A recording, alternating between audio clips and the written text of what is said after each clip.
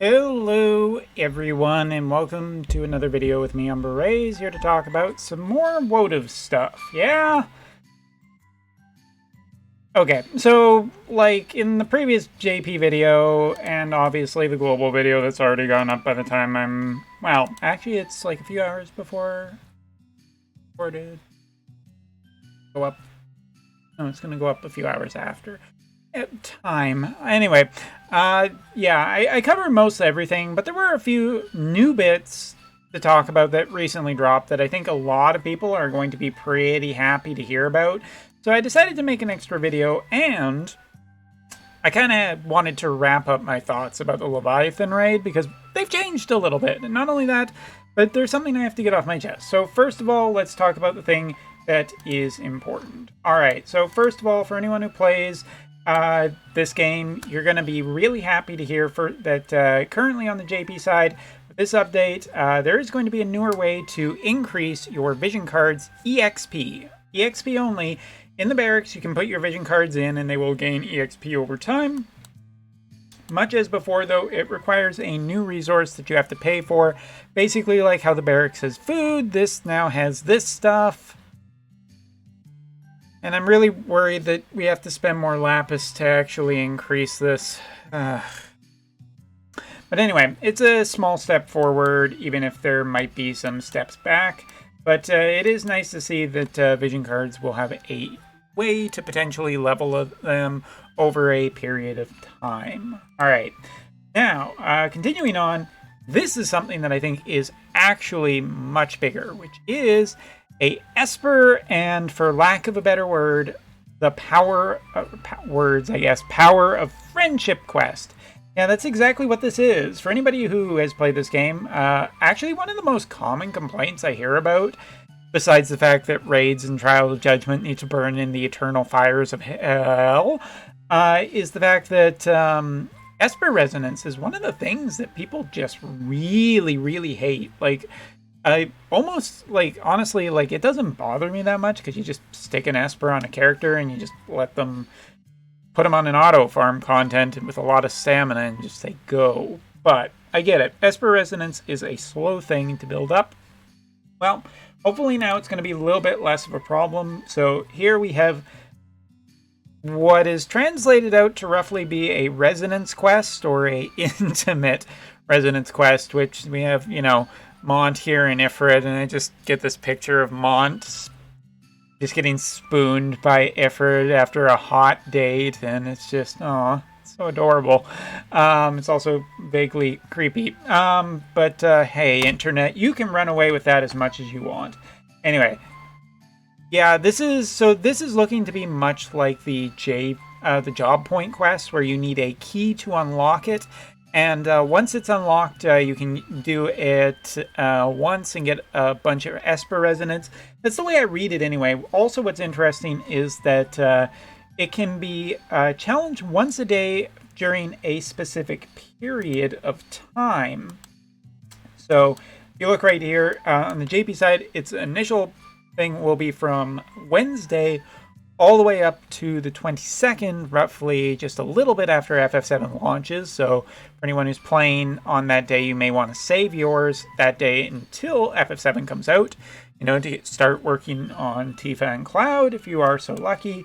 But yeah, this looks to be a thing that's going to be like the job point quest in the future, but for Esper resonance. And I hope they're going to be pretty generous with this, because if this is just another like overly greedy monetization thing, come on, can't we have anything for a decent price in this game? Or just give something to the fans? God knows you need players. Anyway. Shittily aside, there's going to be some, basically some banners. Looks like Macho Guy here is going to have a guarantee for him based on the summon coin. So if you just spend enough and don't get him, there is a bit of a safety net. And I do say that as a bit. And it does look like there's still going to be some things that are trying to get a fair amount of resources out before FF7, so stay strong, keep waiting. Alright, also the only other thing to note is there is going to be a couple of things that are rather nice just in terms of actual temptation. First of all, there is going to be one of these that gives 200 shards for one of these characters, but again, I think that this is pretty easy pass. What is slightly better is the fact that there is going to be a exchange shop. Recently, we've been seeing more exchange shops on the JP side where specifically for double cost units, I assume this is a way that they are trying to lower the double cost unit. There are going to be fragments for these characters, and specifically this time, well, I don't think any of this is really interesting. I do think the Dark Helena shards are. So for people on the global side who are waiting for these two, or waiting for Dark Witch Helena, Black Witch Helena, just a heads up that if you have UR medals, you'll be able to get 100 of them for the cost of 500 UR medals. But that would greatly, you know, that's 100 shards worth of stuff right there. And it's a bit of a rebate if you're already over 99 anyway. So yeah, strong character. Obviously, Black Witch Helena is a very strong unit, and I could definitely see why this would be very tempting. So for globalers, you may want to keep this in mind. Alright, now I get to talk about the thing that I'm not so happy about, and that is the Leviathan raid, because as you can see, I am pretty much done with this raid, and I really do mean that I am absolutely just done with this raid. This has been an incredibly weird, inconsistent raid up to level 100.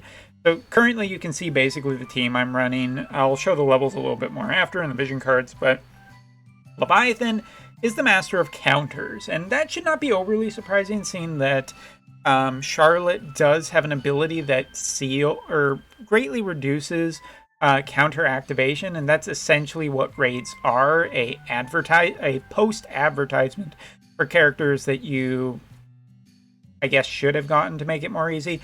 But it does make Leviathan an incredibly weird fight, and for anyone who's curious, I haven't actually seen yet if he is capable of being time stolen.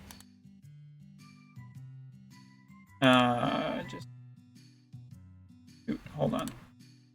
Let's just let that happen so that I can actually... Why does... I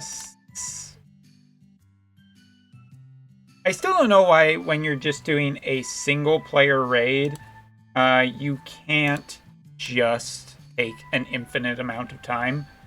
It really is just the shittiest thing. But there's a look. There's another look at Leviathan's stuff.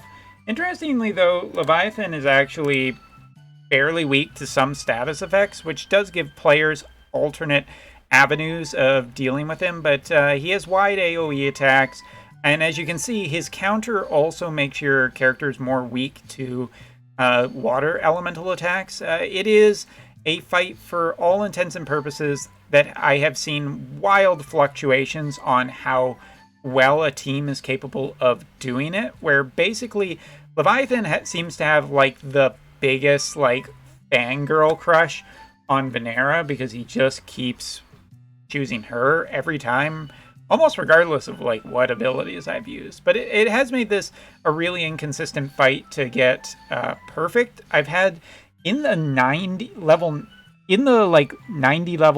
of being able to do this in a single run.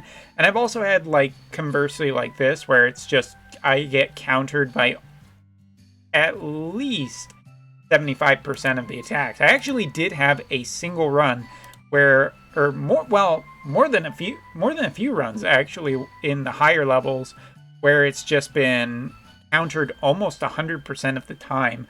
So it's kind of hard to say, even like with like high HP. Evasion seems to be totally worthless in this raid, because even with Venera and the Shiva card and like evasion here, like it just doesn't add up to evasion being worth it in this raid. And it makes kind of sense, seeing that Venera is one of the new EXs, so I'm assuming that they preemptively made evasion not an option. You're just supposed to have Charlotte here. But yeah, I have found this raid to be kind of interesting for just different aspects because it's just like, it's wildly inconsistent, where sometimes you get absolutely no counters, and Leviathan is a lot less dangerous, but if he does start countering, you can see 2 or 3 characters, even high-level characters, just end up dying. So yeah, it's kind of just a really weird thing to talk about, where it's like, yeah, I don't like it. I don't like it.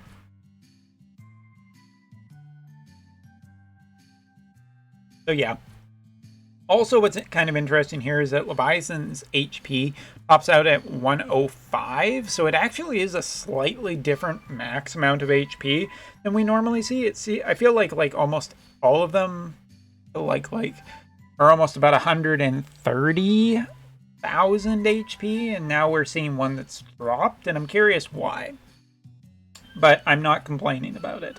It is good to see a little variation, although I have to admit they probably over-tuned it for the counters, and I get it, whales are a thing, but you probably shouldn't be tuning content for whales at this point. I don't know. Seems like a bad idea. Alright, but taking a look besides at my bad rank, I do want to talk about something else specifically, which was my experience with the rare raids recently.